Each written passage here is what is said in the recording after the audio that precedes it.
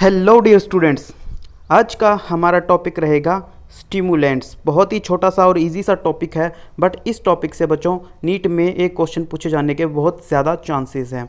अगर आपने अभी तक मेरा चैनल सब्सक्राइब नहीं किया तो सबसे पहले मेरे चैनल को सब्सक्राइब कर दो। सो बिना देर किए चलिए ज्ञान गंगा शुरू करते हैं।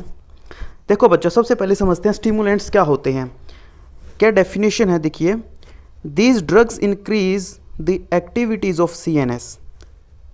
क्या करती है? These drugs increase the activities of CNS, यानी कि ऐसी दवाइयाँ होती है जो CNS सेंट्रल नर्वस सिस्टम की एक्टिविटी को बढ़ाती है। कैसे बढ़ाती है?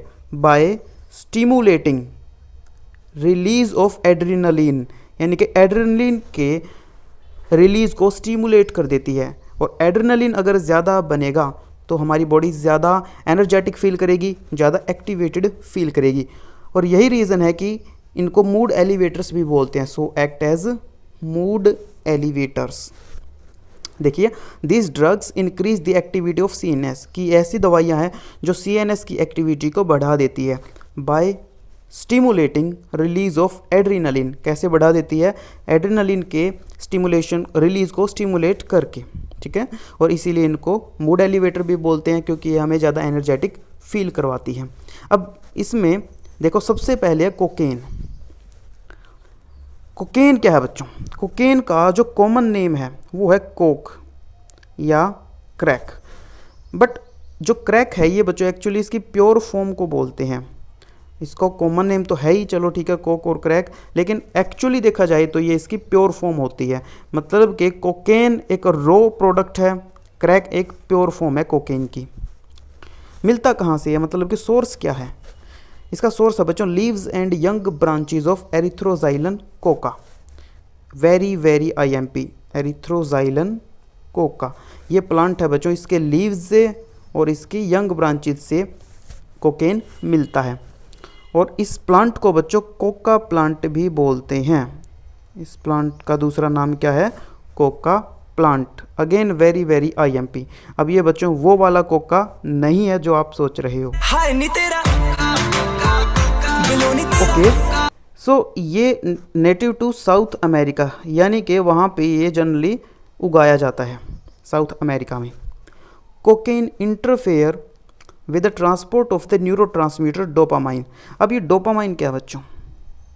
डोपामाइन एक न्यूरोट्रांसमीटर है जो हमारे ब्रेन में बनता है। सो कोकेन क्या करता है? Cocaine interfere with the transport of neurotransmitter dopamine, यानी कि डोपामाइन का जो लेवल है उसको इम्प्रूव कर देता है, जिसकी वजह से हमें ज़्यादा एक्साइटमेंट फील होता है या ज़्यादा एनर्जेटिक फील होता है, ठीक है। तो क्या बोला आगे? Cocaine produce sense of euphoria and increased energy. Cocaine से क्या प्रोड्यूस होता है? Sense of euphoria. यूफोरिया का मतलब होता है एक्साइटमेंट। यूफोरिया का मतलब क्या होता है? एक्साइटमेंट।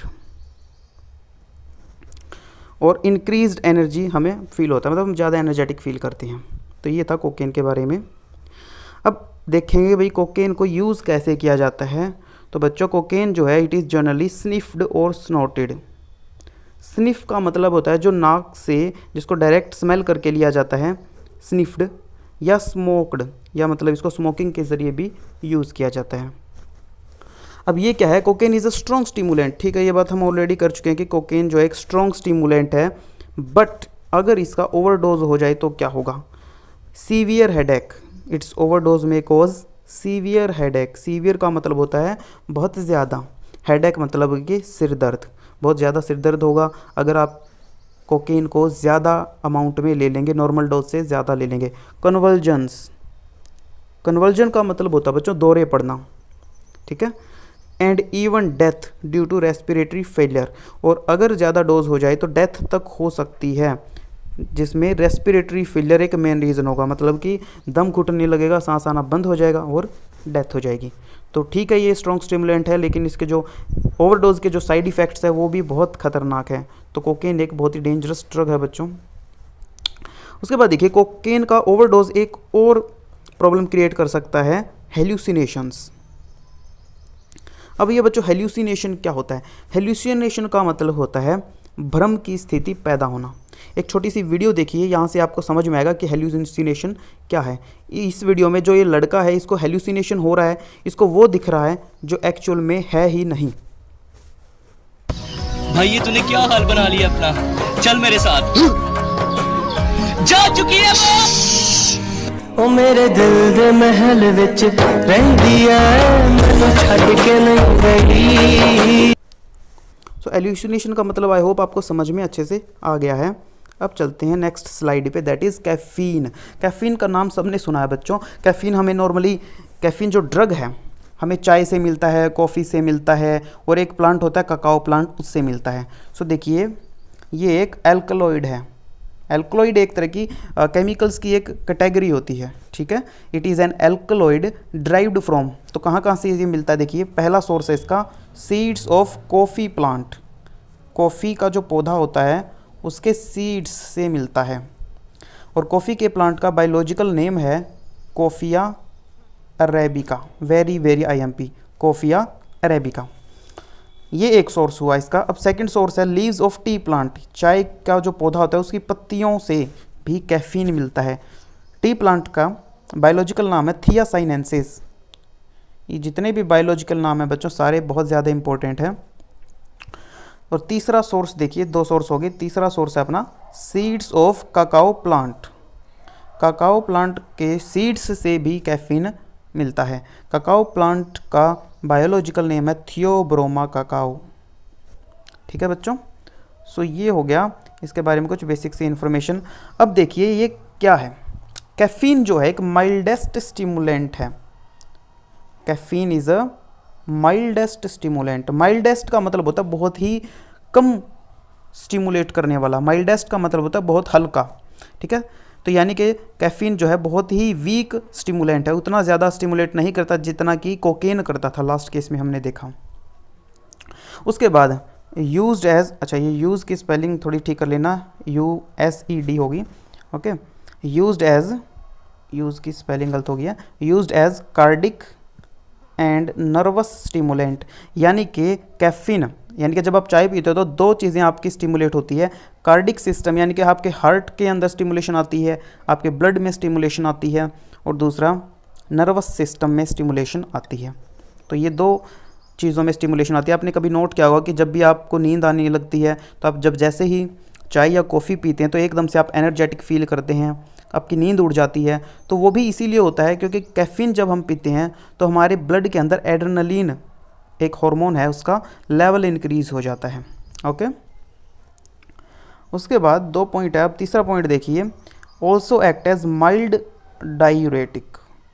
डायूरेटिक लेकिन माइल्ड, माइल्ड का मतलब हल्का। डायूरेटिक का मतलब होता है ऐसी दवाई जिससे यूरिन का सिक्रेशन इंक्रीज हो जाए।